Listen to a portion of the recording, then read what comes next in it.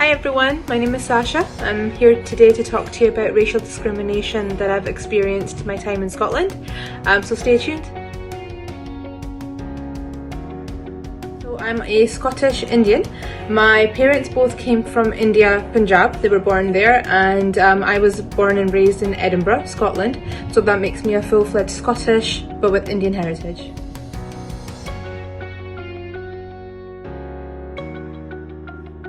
I can't really pinpoint anything specific whilst being in my school when I was growing up in my primary or high school, but one thing that I really can point out is the culture difference that you go through growing up.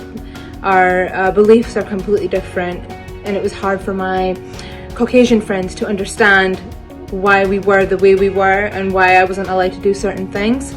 Another thing that I can highlight is I looked completely different to most of the girls in my year. There were only 5 Asians in my school and they were all prettier than me. I wasn't able to get my eyebrows done until the age of 19.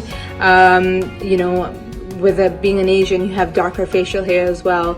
So that really played on my mind a lot. There'd be occasions where I'd be like, oh, I need to get rid of my upper lip hair or my eyebrows. I need to get rid of them because it's awful. I don't look like the normal girls. I'm not normal, and you may think that that's not true, but it's one of those things that drives an Asian girl mad. That why do I not look like you?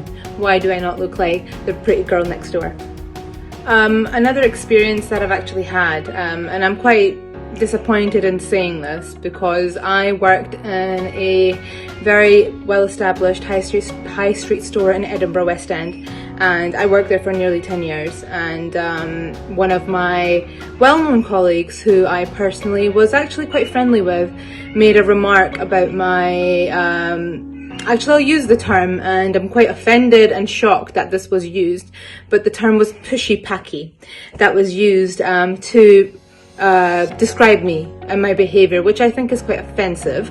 But this wasn't said to me directly. My colleagues were the ones who reported this incident to the store manager, who did a full investigation, and after the investigation we were sat in a table with the store manager, myself, the colleague who made the remark, as well as a representative from her union, and in the end it was an amicable, apparently, situation where we were going to let everything go, and it was apparently my word against hers, and that was the end of it.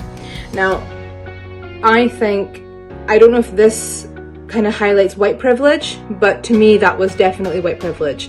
If there was any other case, if I was on the other side of the table, I think I probably know which way that would have went, but that's just my feeling. That's how I feel.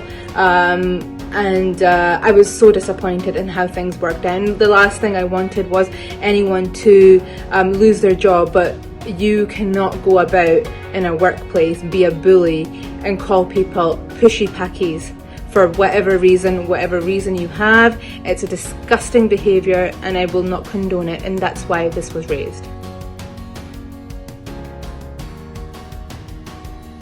I think when I was younger, my mental health wasn't where it should have been, and I guess that's one of the taboos in the Indian culture, where you don't talk about your mental health, so you just get on with it. But nowadays I think I'm in a better place because I stand up for what's right. I don't stand for racism, and I call it out when I need to call it out now. I don't respect anyone who's racist, and in terms of me personally, I reflect on how I've been and how I hope to be in the future, because I'm not saying I'm perfect. I'm not saying that I may not have had a certain thought before, but I personally, after everything that's been going through and how it's been highlighted, I will make sure that I am the change the world wants to see, and I hope you will also be the change that you want to see in the world. So make sure that you highlight any issue that you see to anybody and report it, because we are not standing for this, we are standing against it.